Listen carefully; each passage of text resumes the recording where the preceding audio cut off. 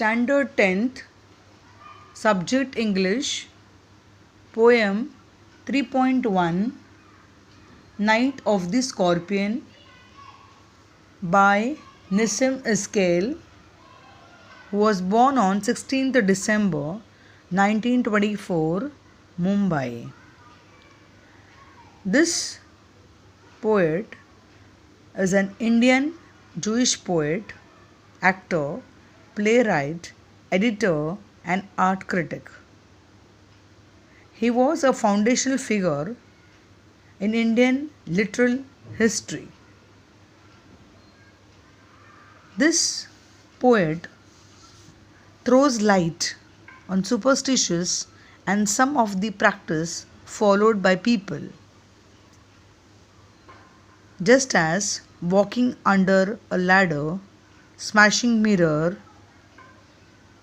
a black cat crossing your path, twitching of the eye, sweeping your house after sunset, going near a peepal tree at night, putting a black dot on your child's face.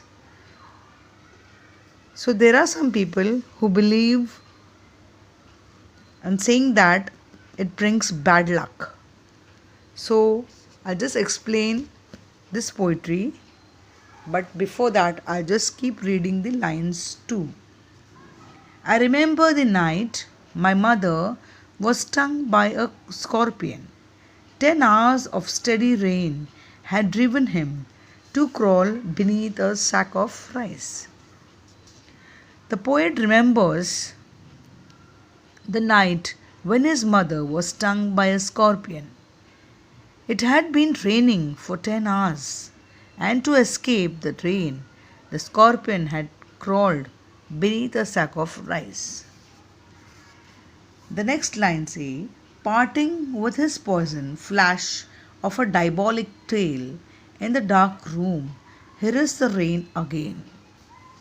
This means he had bitten the poet's mother, and after parting with his poison in the dark room had gone back into the rain with a devilish flash of his tail. The next line says, the peasants came like swarm of flies and buzzed the name of God 100 times to paralyze the evil one. This means on hearing the news, the villagers had come like swarm of flies, chanting the name of God 100 times to stop the activity of the devil, and that's scorpion. The next lines is with candles and with lanterns, throwing giant scorpion shadows on the mud baked walls. They searched for him, he was not found. They clicked their tongues with every movement that the scorpion made his poison moved in mother's blood, they said. This means that they had searched for the scorpion with candles and lanterns, throwing huge shadows resembling scorpions on the mud walls of the house. They searched for him but did not find him.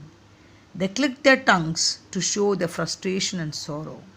They said that every movement the scorpion made, the poison moved in the poet's mother's blood. The next lines. May he sit still, they said. May the sins of a previous birth be burnt away tonight, they said. May your suffering decrease the misfortunes of your next birth, they said. They say that they hope that the scorpion would sit still. They hope that the sins of her previous birth would be burnt away that night.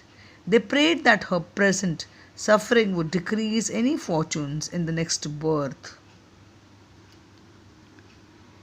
The next line says, may the sum of all the evil balance in this unreal world against the sum of good become diminished by your pain.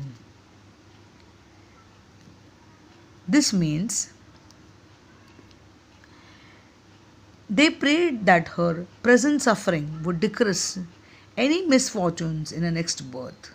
They hoped that the balance of sum of all the evils in this world against the sum of good would be diminished by her pain. The next line say, may the poison purify your flesh of desire and your spirit of ambition.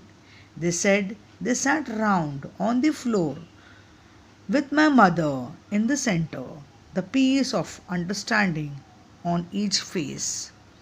This means they prayed that the poison would purify her flesh of any desire and her spirit of an ambition. They sat round the floor with the mother in the center, and there was peace of understanding on every face. The next line says, many candles and lanterns, neighbors, insects, and the endless rain. My mother twisted through and through, groaning on the mat. This means the mother's entire body was twisted and turned. She lay groaning on the mat. The neighbors came into the help with more candles and lanterns. There were more insects, and the rain was continuously falling. So, the next lines would say that my father, skeptic rationalist, trying every curse and blessing, powder, mixture, herb, and hybrid. He even poured a little paraffin upon the bitten toe and put a match to it. I watched the flame feeding on my mother. I watched the holy man perform his rites to tame the poison with an incantation. Here, the poet's father was a rationalist, a person who believed in reason and knowledge, doubted all things. At this time, he tried every curse into a blessing. He also tried powders, mixtures, herbs, and hybrids. He poured a little paraffin on the bitten toe and lit it with a matchstick. The flame grew bigger and bigger.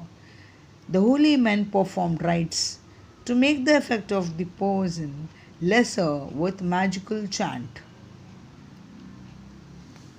And the last line says, after 20 hours, it lost its sting. My mother only said, thank God the scorpion picked on me and spared my children. You see a selfless love of mother over here. As you know that the poet's mother, she thanked God that scorpion had chosen to bite her and spared her children. Thank you.